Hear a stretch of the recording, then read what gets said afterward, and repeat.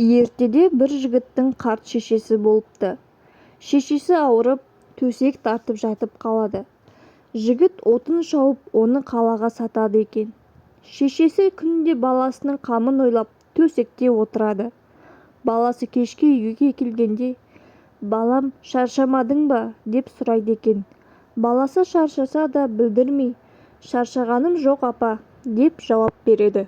Бұл сөз ауру шешесіне кішкене де болса қуат берді екен. Бір күні баласы жұмыстан шаршап келеді. Жанына батқан ауырлығы шаршатты ма, баласы ошақтың жанында жылынып отырып, аһлап-үһлейді. Шешесі ұлының қатты қажығанын сезеді. Баласының жағдайы жанына батқан шешесі ұлын түнімен уайымдап, жүрегі қысыла бастапты. Баласы еш шара жасай алмай отырып қалады. Таң ата шешесі сары уайымнан жан тәсілім болыпты. Баласы анасының жүрегіне қайғының дертін салғанына өкініп жылапты. Содан бері ата-анаңның жанында отырғанда аһлап-үһлеуге болмайды, олардың жанына батады деген тыйым пайда болыпты. Екінші бір аңызда Мұхаммед пайғамбар дүниеге келген кезде Ібіліс аһ-ұһ деп күрсініп қайғырған екен деп айтылады. Күлді жерді баспа. Жастау кезінде Хауа ананы Ібіліс жиі азғырыпты. Хауа ана жерге түскенде оған бірінші рет хайыз келеді. Ол қанды көріп, не істерін білмей қатты сасады.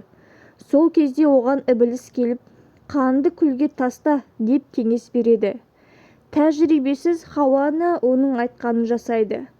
Біраз уақыт өткен соң күл-қоқыстан албасты жындар мен дию перілер өсіп шығады. Олар «Шешеміз осы» деп Хауа анаға жабысады. Хауа ана қатты шошып адам атаға тығылады. Екеуі оларды қуып жібереді. Жындар мен албастылар «Анамыз бізді кері тепті» деп адам ата мен Хауа анаға өшігеді.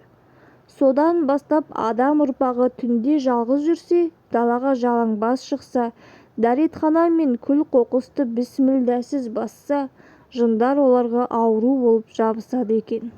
Күл-қоқысты, кір-суды бісмілдәсіз баспа, лас жерге жалаңбас барма деген тыйымдар осыған байланысты шығыпты. Бірде Ыбырайым пайғамбар Құдайға: «Уа жаратушы ием, өзімді бай еттің, төрт түлігімді сай еттің, алмақтың да салмағы бар» деген. «Мыңғырған малдың сұрауы қиын бола ма деп қорқамын. Артығын қайтып ал, мен азға қанағат қылайын» дейді. Тәңірі оған: «Ей Ыбырайым, берекем қашып, малым сарқылсын десең, бұдан былай нанды отырып емес, аттың үстінде же. Нанның қиқымы шашылып, жерге түссін. Нан рәсуа болса, берекең кетеді. Мен ырысты нанның қиқымына жасырғам. Сен ас жегенде бір түйірінде жерге түсірмей етегіңе салып жинап аласың. Сондықтан береке дарып, саған дәулет тез бітті» дейді. «Нан қиқымын теріп жеде, бай боласың» деген сөз Ыбырайымнан қалыпты деседі. Осы тыйымға орай ел ішінде мынадай да қызық аңыз сақталған. Ертеде ағайынды жалшы жігіттер байдың қойын бағып жүреді екен. Бай олардың еңбек ақысына бір жапырақ нан мен бір кесе сүт береді екен. Бір күні ағасы нан жеп отырып, оның қиқымын жерге түсіріп алады. «Ысырап болды ғой» деп нанды іздей бастайды. Кеш батып, қас қарайып қалған кез екен. Ол нанның қиқымы түскен жерге таяғын қадап кетеді де, ертең жарық кезде келіп тауып алармын деп ойлайды. Ертесіне келсе, аяғы қап-қатты ауыр темірге айналып кетіпті. Оны жерден әрең дегенде суырып алады. Қараса, темір дегені алтын екен. Жігітті бір күнде байып шыға келеді. Ертесіне інісі қалай байығанын сұрайды. Ағасы болған жайтты айтып береді. Інісі де ертесіне нанды жерге шашып, қиқым түскен жердің бәріне ағаш қадап кетеді. Таң ертең келіп қараса, ағаштары алтынға емес, сом темірге айналыпты. ниетінде кінәраты бар інісі ақжүрек ағасы сияқты бай бола алмапты. Нанның қиқымын қадірлеу туралы ғибратты аңыздар Миғраж оқиғасында да айтылады. Мұхамбет пайғамбар Миғражға барғанда бір адамды көреді. Ол түйенің үстіне мініп алыпты. Қолында ұзын инедей жұқа таяғы бар екен. Сонымен тау-тасты шұқып, бір нәрсе іздеп жүреді. Әлсін-әлсін бір құс келіп, оның басынан шұқып өтеді екен. Пайғамбар Жебірейілден: «Бұл кім, не қылған пенде?» деп сұрайды. Жебірейіл періште: «Бұл адам пәни дүниеде нанның қиқымын бей-берекет шашып жеген.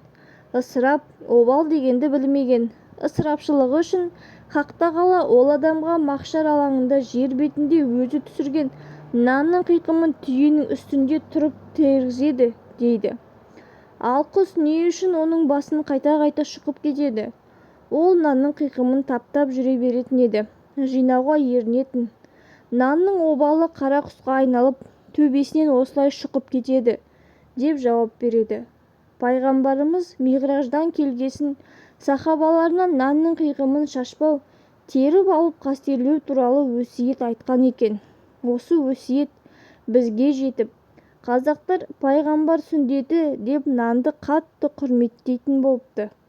Бертінге дейін қазақ арасында нанның қиқымын шашпаңдар, обал болады, құт берекені періштелер мен хордың қыздары нанның қиқымына жасырады. Қиқымды теріп жесең бай боласың деген де түсінік болған. Діни аңыздарда перғауынның саусақтары тозақ отына күймейді деп айтылады. Мұса пайғамбарға қиянат жасап, оның қауымын азапқа душар қылған перғауын Құдайдың қаһарына ұшырайды. Әскерімен бірге Қызыл теңізге қарқ болыпты. Алайда оның бір ғана Құдай сүйер ісі болыпты. Ол тамақтан соң дастархандағы қалған-құтқан нан қиқымын саусақтарымен сыпырып жеп қояды екен. Осы қылығы үшін Құдай оның саусақтарын отқа жандырмай, сау-сәлемет сақтаған дейді. Күрішті қастерле.